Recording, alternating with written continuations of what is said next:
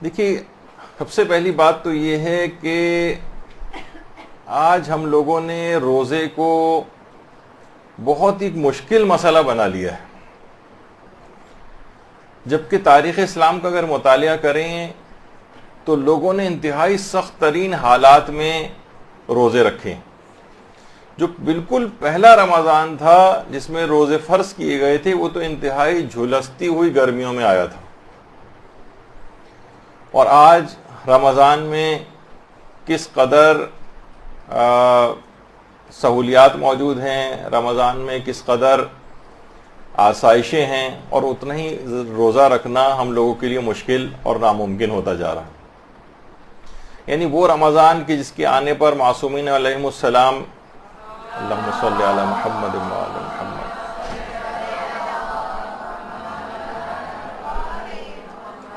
معصومین کے گھرانے میں خوشیوں کی لہر دوڑ جایا کرتی تھی. وہ رمضان جس کو معصومین عید اولیاء قرار دیتے تھے، آج جیسے جیسے رمضان قریب آتا جاتا ہے لوگوں کے دل خوف سے دھڑکنا شروع ہو جاتے ہیں، اور پہلے رمضان کے دن گزرنے ہی سے ایک لحاظ سے کاؤنٹ ڈاؤن سٹارٹ کر دیتے ہیں کہ اچھا اتنے دن رہ گئے، اب رمضان ختم ہونے میں اتنے دن رہ گئے. اور علماء حضرات سے دیکھا گیا ہے کہ مسائل صرف اور صرف اس نیت سے پوچھے جاتے ہیں، کہیں اور بعض اوقات اکثر غلط انفارمیشن بھی دے کے مسائل پوچھے جاتے ہیں کہ کوئی طریقہ ایسا مل جائے کہ روزہ ہم پر سے معاف ہو جائے، کوئی ایسا طریقہ مل جائے جسے روزہ نہ رکھنا پڑے. تو کفاروں کا اور فدیوں کا اس لحاظ سے جو بیک لاگ ہے وہ بڑھتا چلا جاتا ہے. اور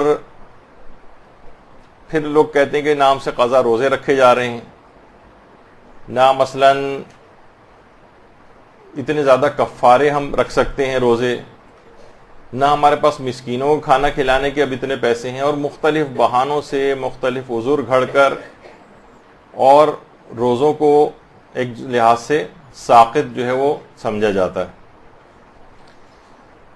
ایک خاتون کا ایک دفعہ آیا تھا ایک مدرسے کے بعد بھی مسئلہ، جو کہتی، جو انہوں نے کہا کہ 5 سال سے میں نے روزے نہیں رکھے، میں فدیہ کتنا دوں گی مجبوری کی وجہ سے. اچھا، اب دیکھا جائے لوگوں کے لیے کے نزدیک مجبوریوں کے معیارات کیا کیا بن گئے. مثلا میرے شوہر بیمار تھے اور ان کے ڈائپرس وغیرہ چینج کرنا پڑتے تھے، تو ظاہر ہے اس وجہ سے میں روزہ نہیں رکھ سکی. جب زیادہ تحقیق کی تو وہ پیچھے مجبوری جو ہے اس طرح کی بیان ہوئی، اس کا کوئی تعلق نہیں ہے روزہ چھوڑنے سے.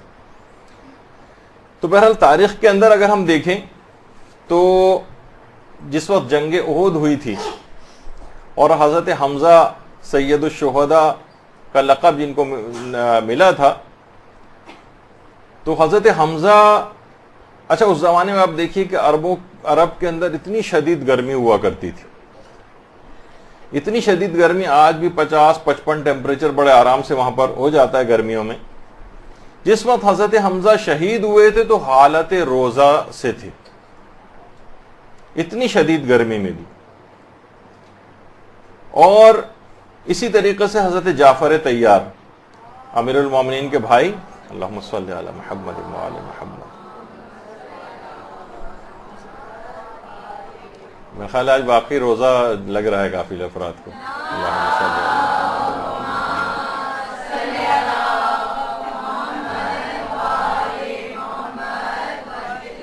کہ جس وقت جنگ موتا میں شہادت ہوئی تھی، تو جس وقت جنگ شروع ہونے لگی اور ابتدا ہی سے گھوڑے سے نیچے اتر آئے اور پاپ یادہ جنگ حضرت جعفر طیار نے لڑی تھی، اور جب ان کا دایاں ہاتھ کٹ کر گرا تو اس کے بعد 70 تیر جعفر طیار کے جسم کے اندر پیوست تھے اور خون تیزی کے ساتھ بہہ رہا تھا. اصحاب حضرت جعفر طیار کو زخمی حالت میں اٹھا کر جو خیمہ مجروحین تھا، جہاں پہ زخمی افراد کو رکھا جاتا تھا ٹریٹمنٹ وغیرہ کے لیے، وہاں لے کر آئے اور کسی نے ان کو پانی پیش کیا. انہوں نے انتہائی نقاہت میں اپنی آنکھیں کھولی، پانی کو دیکھا اور کہا کہ اسے غروب آفتاب تک کے لیے اٹھا کر رکھ دو، اگر زندہ رہا تو پی لوں گا، زندہ نہ رہا تو لب تشنا خدا کی بارگاہ میں حاضری دوں گا. تو پوچھا کہ انتظار کیوں ہے غروب آفتاب تک، آپ کیوں انتظار کر رہے ہیں؟ تو فرمایا کہ میں روزے سے ہوں. جعفر طیار. اسی طریقے سے ہمارے چھٹے امام امام جعفر صادق علیہ السلام کے فرزند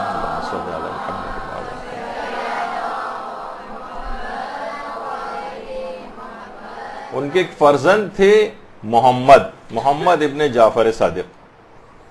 ان کو صوامین میں قرار دیا جاتا ہے. صوامین جو بہت ہی زیادہ روزے رکھنے والے, بہت زیادہ.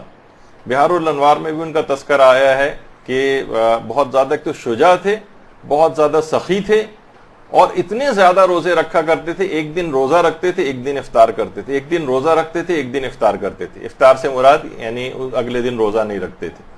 تو کثرت سے اس طرح سے روزہ رکھنا کوئی ایسی چیز نہیں رہی ہے. خاندان اہل بیت کے اندر بھی اس کی مثالیں ہیں, اور الگ سے بھی اس کی کتنی مثالیں موجود ہیں. اور حضرت امیر المومنین علیہ الصلوۃ والسلام کے اپنے دور میں, اللہم صلی علی محمد وعلی محمد,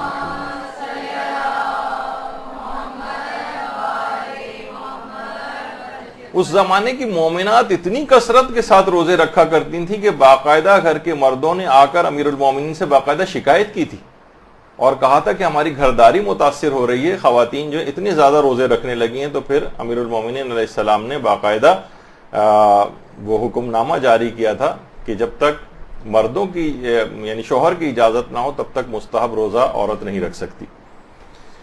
تو آپ نے دیکھا کہ بہرحال اسی طریقے سے تاریخ کے اندر اگر ہم دیکھیں تو مختار کے متعلق ملتا ہے کہ مختار جب شدید جنگ ہو رہی تھی, شدید پیاس کا عالم تھا, اسی میں کچھ جنگ میں ذرا سی کچھ فراغت ملی تھی, اور اس کے بعد مجاہدین کو لوگوں نے لا کے پانی وغیرہ پیش کیا تھا. تو سب مجاہدین پانی پینے لگے, لیکن مختار نے منع کر دیا اور کہا کہ میں تقرب الہی اور قاتلان حسین سے جہاد کی نعمت کی شکر گزاری میں روزے سے ہوں, میں پانی نہیں پی سکتا. اور اس کے بعد جس وقت جام شہادت مختار نے نوش کیا ہے اس وقت بھی مختار روزے کی حالت میں تھی.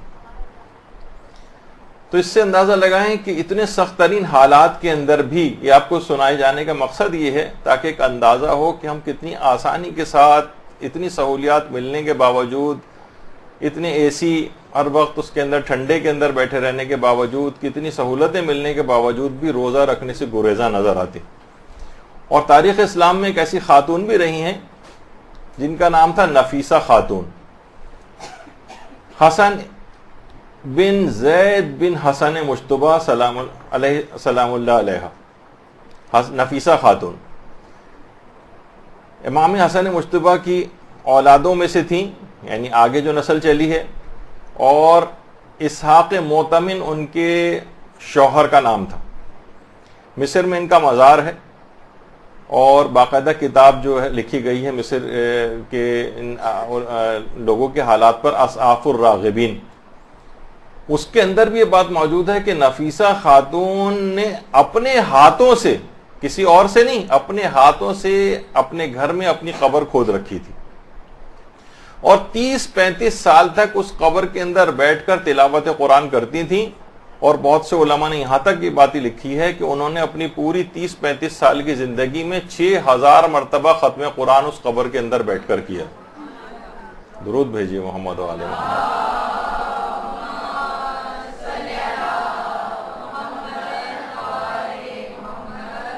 یعنی روزانہ تقریباً 10 سے 15 پارہ کی تلاوت کا جو طریقہ کار تھا ان کا, اس سے ہی 30-35 سال کے عرصے میں 6000 مرتبہ تلاوت قرآن اس قبر کے اندر بیٹھ کر کی. اور رمضان کے لحاظ سے بھی, یعنی یہ ایک تو روزے رکھنے کی بہت عادی تھی, اور ان کا انتقال بھی رمضان میں ہوا تھا.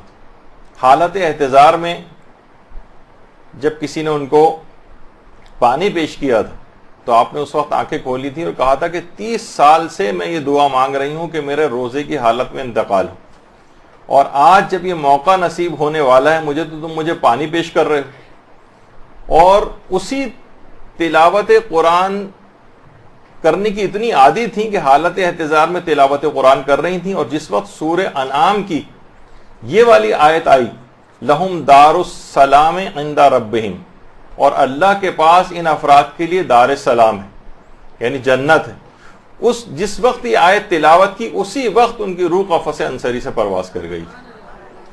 تو اس سے آپ اندازہ لگائیں. اللہم صلی علی محمد و علی محمد.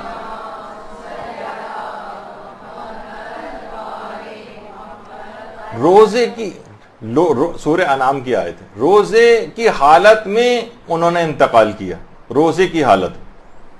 اور ان کی وفات کے بعد ان کے شوہر کی پوری کوشش تھی کہ ان کو مدینے لے جائیں اور جنت البقیع کے اندر جو ہے وہ دفن کریں, لیکن وہ خود تو یہی چاہتے تھے ان کے شوہر. لیکن مسئلہ یہ ہوا کہ اہل مصر نے بہت ان کے پاس آئے اور آ کر ان سے درخواست کی کہ ہم برکت کے لحاظ سے جو ہے ہم چاہتے ہیں کہ نفیسہ خاتون کو آپ یہیں دفن ہونے دیں. تو اسی کشمکش میں ایک دن تقریباً گزر گیا. رات کو جب اسحاق معتمن ان کے شوہر جب رات کو سوئے تو ان کو خواب میں پیغمبر اسلام ختم مرتبت صلی اللہ علیہ وآلہ وسلم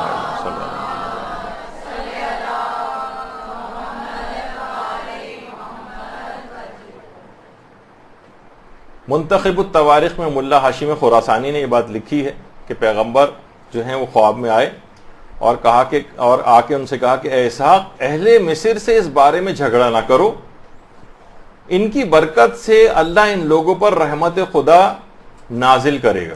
یعنی نفیسہ کو یہیں مصر کے اندر دفن کر دو. اور بہرحال پھر اس کے بعد مصر ہی میں نفیسہ خاتون کو جو دفن کر دیا گیا.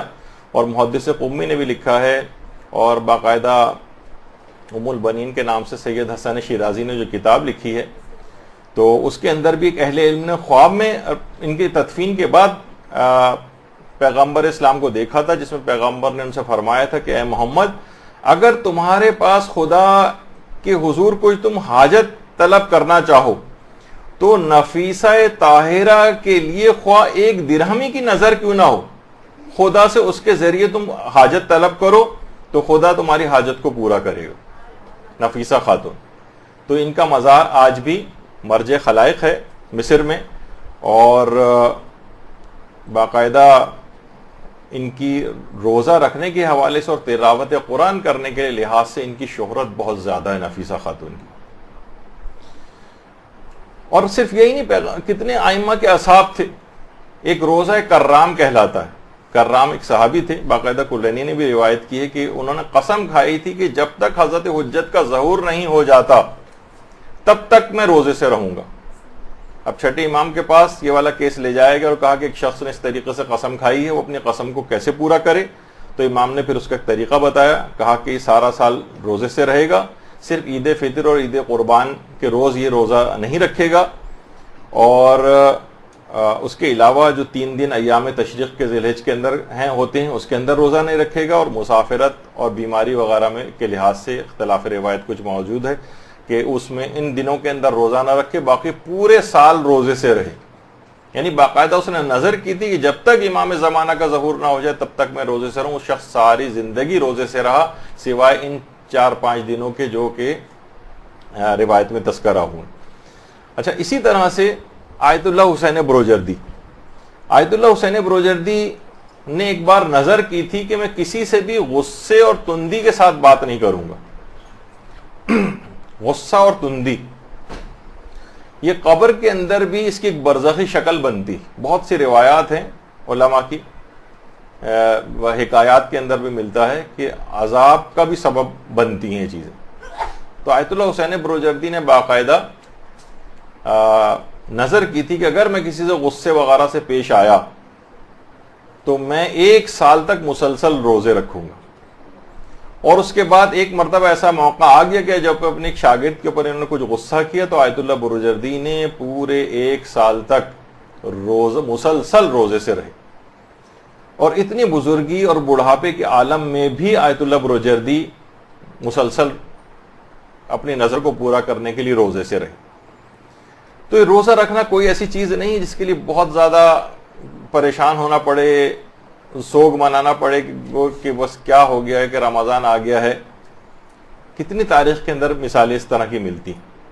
شہید مطہری اپنے والد کے متعلق فرماتے ہیں کہ میرے والد اور میری والدہ, یہ جو برابر میں کھڑے ہوئے ہیں شہید مطہری کے والد, اتنے روزے رکھتے تھے کہ خاص طور پر یہ جو 3 میں نے اپنی پوری زندگی میں فرماتے ہیں کبھی نہیں دیکھا کہ میرے والد اور والدہ نے کبھی بھی رمضان کو رجب اور شعبان کے روزوں سے ملائے بغیر کبھی رکھا ہو.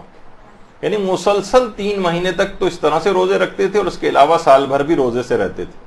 ان کے والد کی تو بہت زیادہ, شہید مطہری کے والد ہیں, ان کی عبادت اتنی بزرگی, کمر جھکی ہوئی ہے اور اس کے باوجود بھی اتنی زیادہ عبادت اور روزے رکھنے کے حوالے سے ان کی شہرت بہت زیادہ. خود شہید مطہری نے اپنے والد اور والدہ دونوں کا تذکرہ کیا. اسی طریقے سے آیت اللہ ابو الحسن اصفہانی 80 سال 90 سال کی عمر تھی, لیکن اس میں بھی عمل ام داؤد اکثر کیا کرتے تھے, جس میں 3 روزے اور اس کے بعد کتنا سخت عمل. اور اسی طریقے سے اتنی سہولیات کے باوجود دیکھیے کہ آیت اللہ ابو الحسن اصفہانی اور کتنی علماء کے وغیرہ کی مثالیں آپ کے سامنے ہیں. ہم اتنی سہولیات ملنے کے باوجود, اتنی سب چیزیں اور آسائشیں ملنے کے باوجود ہم روزہ رکھنے سے گریزاں. تو یہ سب باتیں آپ کو ہمت بڑھانے کے لیے وہ کی جا رہی ہیں کہ بہرحال روزہ رکھنے سے انسان کو صحت بھی ملتی ہے, بیماریاں بھی اس سے دور ہوتی ہیں. تو جب تک کوئی صحیح ایسا بڑا نقصان نہ ہو تب تک روزہ رکھنے سے روگردانی نہیں کرنی چاہیے, اور کوئی ایسا جھوٹا سچی چیز بتا کر اپنے لیے ایسا فتویٰ کا انتظام نہیں کرنا چاہیے کہ جس سے روزہ جو ہے سوچیں کہ ہمارا معاف ہو جائے کسی بھی طرح سے. اور یہی وجہ ہے کہ امام خمینی چیز بہت ارشاد فرماتے تھے کہ دیکھیے دشمن کہتے تھے اگر ہمارا اقتصادی محاصرہ کرنا چاہتا ہے تو ہم رمضان کے فرزند ہیں, اور امام علی ہمارے روحانی پیشوا ہیں, اور اگر ہمارا دشمن فوجی محاصرہ کرنا چاہے تو ہم محرم کے فرزند ہیں اور امام حسین ہمارے رہبر. تو اس لحاظ سے درود بھیجیے محمد والے محمد.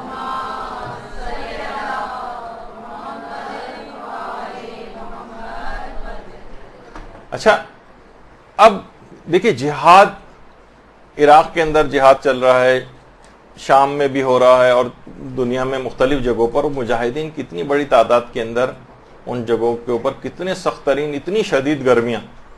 سوچیں کہ اس وقت عراق کے اندر شاید آج بھی 45-47 ٹیمپریچر وہاں پہ چل رہا ہے, 50 بڑے آرام سے کراس ہو جاتا ہے وہاں پر.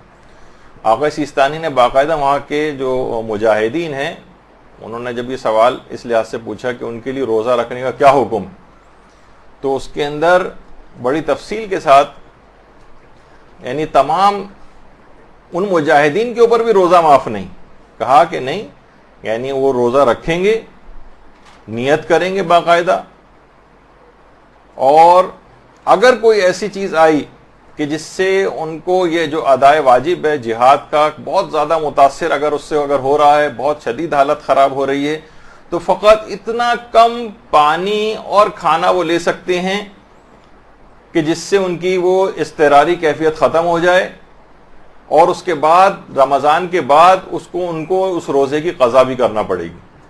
نہ صرف یہ کہ روزہ معاف نہیں ہے بلکہ وہی والا کہ اضطرار کا مسئلہ جو ایک عام شخص کے لیے وہی ان مجاہدین کے لیے بھی, ان کے لیے الگ سے کوئی مسئلہ نہیں ہے کہ وہ لوگ جو ہیں ان کے اوپر روزہ معاف ہو جائے کہ ہم تو اتنا بڑا کام کر رہے ہیں, ہم تو اتنا بڑا جہاد کر رہے ہیں, ہمیں کھانے پینے کی اجازت مل جانی چاہیے, ہمیں روزہ چھوڑنے کی اجازت مل جانی چاہیے. نہیں, ان کو بھی مسلمانوں نے کتنی جنگیں اور جہاد جو ہیں وہ رمضان میں کیے, تو ان مجاہدین کے لیے بھی باقاعدہ الگ سے فتویٰ کی یہ مسئلہ. اس سے آپ کو مسئلے کی سنگینی کا اندازہ لگانا چاہیے کہ اتنا آسان مسئلہ نہیں ہے روزہ چھوڑنا, کہ اتنی آسائشوں میں کسی کو نزلہ ہو جاتا ہے تو روزہ چھوڑ رہا ہے, تو کسی کو کھانسی ہو رہی ہے تو روزہ چھوڑ رہا ہے, کسی کو معمولی سی کمزوری ہو رہی ہے تو روزہ چھوڑ رہا ہے. اور خواتین یہ سمجھتی ہیں کہ مثلا اگر وہ پریگنینسی ہو گئی ہے یا مثلا بچے کو دودھ پلانے کا مسئلہ ہے تو فوراً ان کا یہ ہوتا ہے کہ مجھے روزہ چھوڑنا ہے. ایسا نہیں, ابھی اس کی تفصیل آگے آئے گی.